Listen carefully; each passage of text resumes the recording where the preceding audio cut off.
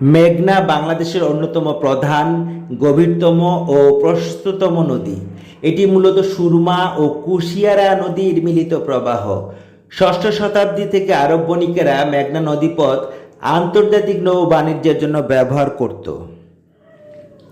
সুনামগঞ্জ ও হবিগঞ্জ জেলার সীমান্তে সুরমা ও কুশিয়ারা নদী মিলিত হয়ে কালনী নদী নামে প্রবাহিত হয়।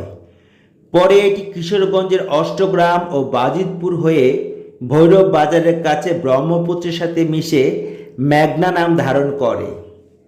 কিশোরগঞ্জের ভৈরব বাজার থেকে শুরু হয়ে এটি চাঁদপুরের কাছে পদ্মায় মিশেছে এবং মোহনায়, তেঁতুলিয়া ও শাহবাজপুর সহ বিভিন্ন শাখায় বিভক্ত হয়ে বঙ্গোপসাগরে পতিত হয়েছে। মেঘনা নদী মূলত দুটি অংশে বিভক্ত।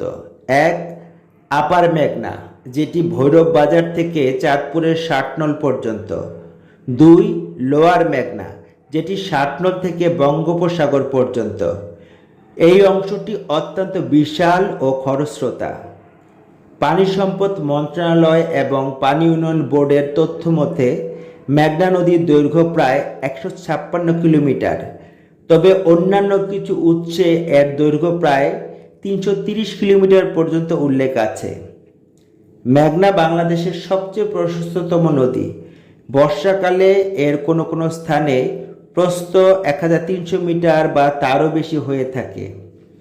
মেঘনা নদীর প্রধান উপনদীগুলোর মধ্যে রয়েছে ধলেশ্বরী, গুমতি এবং ফেনী নদী। মেঘনা নদী ভোলা জেলার কাছাকাছি তেঁতুলিয়া, শাহবাজপুর, হাতিয়া ও বামনী এই চারটি প্রধান মুখে বিভক্ত হয়ে সাগরে মিশেছে। বাংলাদেশের অর্থনীতি, মাছ আহরণ এবং গঙ্গা ব্রহ্মপুত্র মেঘনা বদ্বীপ গঠনে এই নদী সবচেয়ে বড় ভূমিকা পালন করে থাকে।